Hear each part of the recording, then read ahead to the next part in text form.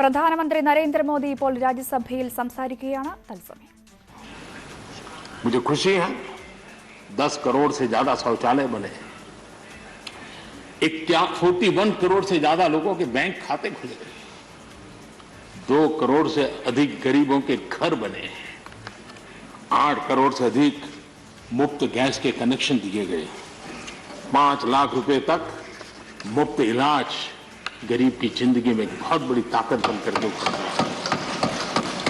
ऐसी अनेक योजनाएं जो गरीबों के जीवन में बदलाव ला रही हैं, नया विश्वास पैदा कर रही हैं।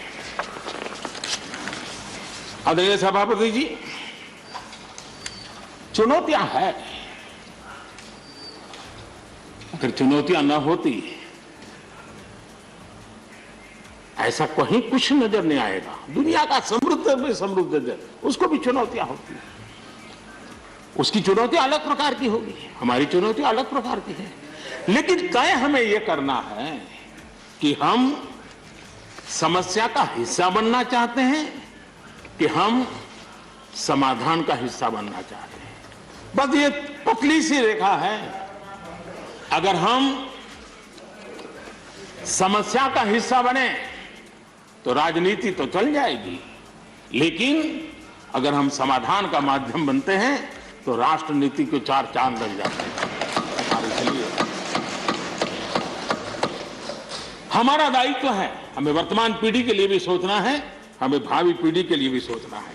समस्या है, लेकिन मुझे विश्वास है हम साथ मिलकर काम करेंगे, आत्मविश्वास से काम करेंगे तो हम स्थितियों को भी बदलेंगे और हम इच्छित परिणाम भी प्राप्त कर सकेंगे।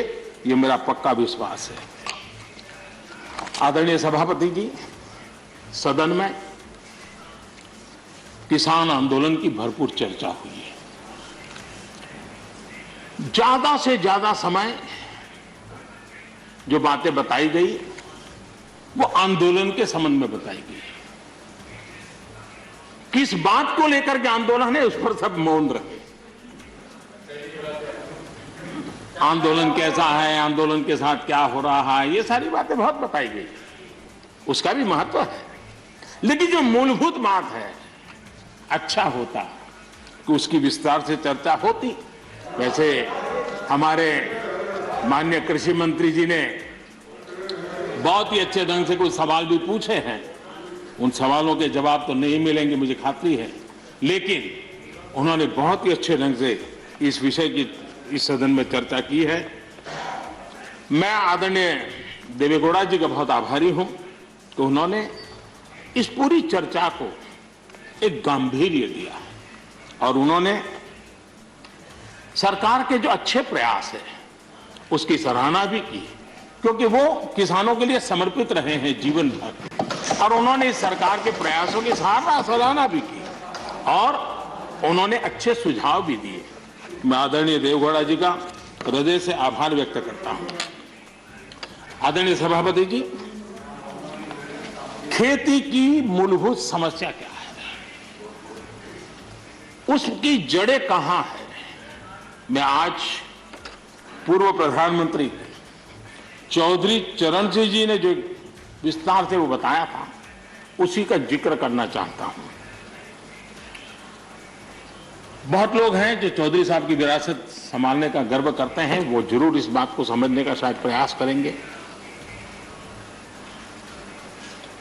वो अक्सर 1970-71 जो एग्रीकल्चर सेंसस हुआ था उसका जिक्र उनकी भाषण में हमेशा आता था और उल्लेख करते थे।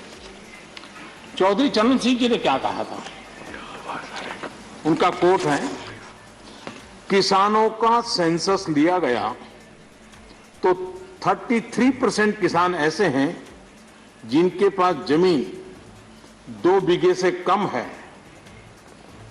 2 बीघे नहीं है, 2 बीघे तक है, 2 बीघे से कम। 18% जो किसान कहलाते हैं उनके पास 2 बीघे से 4 बीघे जमीन है, यानी आधा हेक्टर से 1 हेक्टर, ये 51% किसान है। ये चाहे कितनी मेहनत करे, अपनी छोटी सी जमीन पर इनकी गुजर ईमानदारी से उसमें हो नहीं सकती। ये चौधरी चरण सिंह जी का कोट है। छोटे किसानों की दयनीय स्थिति चौधरी चरण सिंह जी के लिए बहुत ही हमेशा पीड़ा देती थी। वह हमेशा उसकी चिंता करते थे। अब हम आगे देखें, ऐसे किसान जिनके पास 1 हेक्टेयर से भी कम जमीन होती है, 1971 में वे 51% थे, आज 68% हो चुके हैं। यानी देश में ऐसे किसानों की संख्या बढ़ रही है जिनके पास बहुत थोड़ी सी जमीन है। आज लघु और सीमांत किसानों की मिलाएं तो 86% ज्यादा किसान के पास 2 हेक्टेयर से भी कम जमीन है और ऐसे किसानों की संख्या 12 करोड़ है। क्या इन 12 करोड़ किसानों के प्रति हमारी कोई जिम्मेवारी नहीं है? क्या देश की कोई जिम्मेवारी नहीं है? क्या हमने कभी हमारी योजनाओं के केंद्र में इन 12 करोड़ किसानों को रखना पड़ेगा कि नहीं रखना पड़ेगा? ये सवाल का जवाब चौधरी चरण सिंह जी हमारे लिए छोड़ करके गए हैं। हमें जवाब को ढूंढना होगा। हमें चौधरी चरण सिंह जी को सच्ची श्रद्धांजलि देने के लिए भी इस काम के लिए जिसको जो सूझे, जिसको मौका मिले, सबने करना होगा, तब जाकर के हम इन कर सकते हैं।